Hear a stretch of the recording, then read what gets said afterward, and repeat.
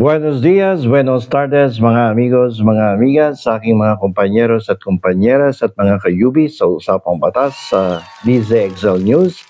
Magandang araw po sa inyong lahat. Ako po ang inyong lingkod, Attorney Rene Bueno. Ngayon po ay pag-usapan naman natin yung tungkol sa issue sa West Philippine Sea o yung ating karagatan na patuloy na inaagaw ng bansang China.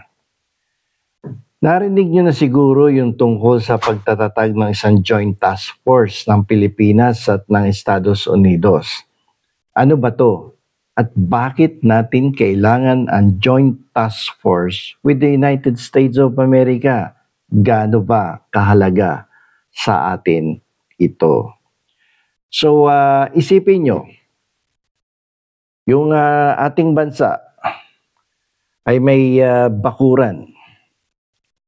Kapag may bakuran ka, ikaw lang ang may-ari niyan at may karapatang gamitin ang lahat ng laman ng iyong bakuran.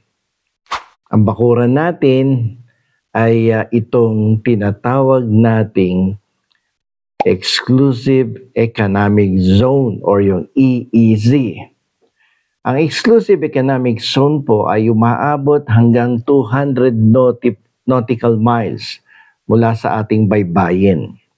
So sa loob niyan ay tayo lang ay may karapatang mangisda, kumuha ng langis, ng gas, o gumawa ng pangkabuhayan dyan. Yung mga mangingisda natin dyan kumukuha ng pangkabuhayan, nanguhuli sila ng magagandang isda dyan. Kaya lang, may nangaagaw. Ang China ay patuloy na pumapasok sa ating bakuran. Nagdadala sila ng kanilang mga malalaking barko, yung Coast Guard, yung military, para takutin ang ating mga mangingisda at harangan ang ating mga barko. Alam niyo po, nung panahon ni Noynoy Aquino, nanalo tayo sa isang korte sa buong mundo, yung Arbitral Award. Ang desisyon ay nagsasabing walang karapatan ng China sa ating Exclusive Economic Zone. Ito po yung titulo natin ng lupa sa dagat. Yung pagkakapanalo natin dyan, yung Arbitral Award. So, ang tanong ngayon dito, bakit nanalo tayo, di ba? Bakit may kasama pa tayong Amerikano dito? Ang Joint Task Force kasi ay parang pagkuha natin ng bodyguard na may dalang malalaking megaphone at modernong kagamitan na pang-militar. So, kailangan natin yan sa panahon ngayon.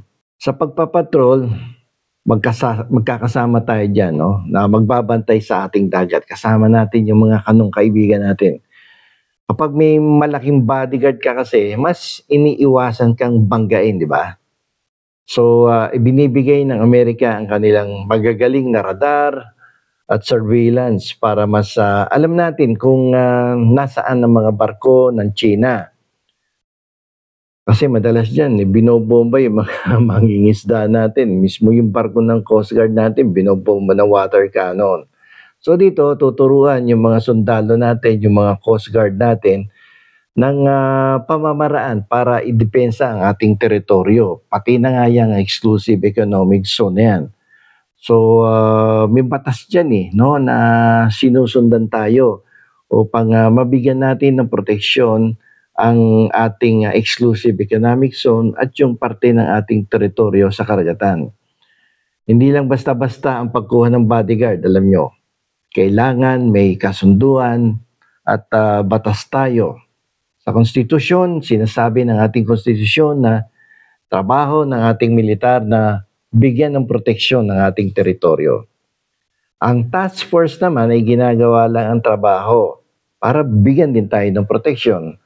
So, ano ang legal basis natin dito sa Joint Task Force? Yung Mutual Defense Treaty.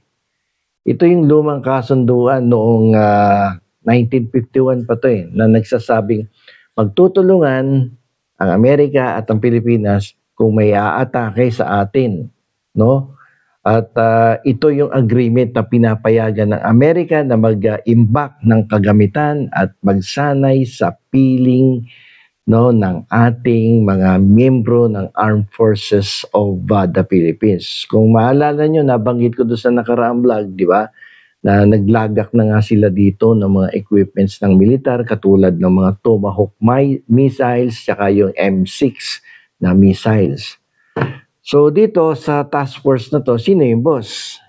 Dito pumapasok yung kailangan pag-ingatan natin, yung sovereignty o pagiging independent na bansa natin. Ang task force ay pinapayagan, ngunit ang pinakamahalagang tanong ay ganito. Sino yung huling magpapasya? So ang task force ay dapat Pilipino ang namumuno. Ang Amerika ay suporta lang yan, bodyguard nga natin eh. Ang bawat kilos ay dapat sinusunod, no, ang bawat kilos diyan ay dapat alinsunod sa saligang batas at hindi tayo dapat maging dependent sa mga Amerikano. So higit pa sa barko, no, mga kaibigan, mga amigos, mga amigas. Higit pa sa barko, kanyon o kasunduan. Yung laban po sa West Philippine Sea ay laban para sa ating karapatan at ating pagkatao bilang Pilipino. Hindi lang ito tungkol sa piraso ng dagat. Ito po ay tungkol sa prinsipyo. Kapag nanindigan tayo para sa ating exclusive economic zone, hindi lang natin pinoproteksyonan ang kabuhayan ng ating mangingisda at ating likas yaman. Ipinagtatanggol din natin ang ating dangal, ang ating kasaysayan, at ang kinabukasan ng bawat Pilipino. Ang task force po na ito ay isang malinaw na mensahe sa mundo. Hindi tayo magpapatinag.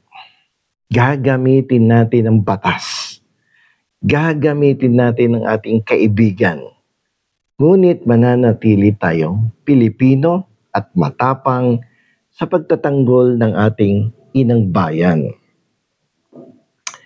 Kaya tandaan po natin, ang tunay na lakas ng Pilipinas ay hindi masusukat sa dami ng armas, kundi sa katatagan ng ating paninindigan at sa pagkakaisa nating ipagtanggol ang kung ano ang nararapat sa atin.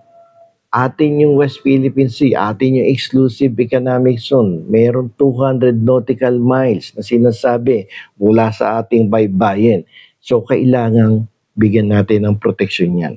Dahil ang pagbibigay ng proteksyon yan ay proteksyon sa ating mga mangingisda, proteksyon sa ating mga kababayang Pilipino, at proteksyon sa ating dangal bilang Pilipino.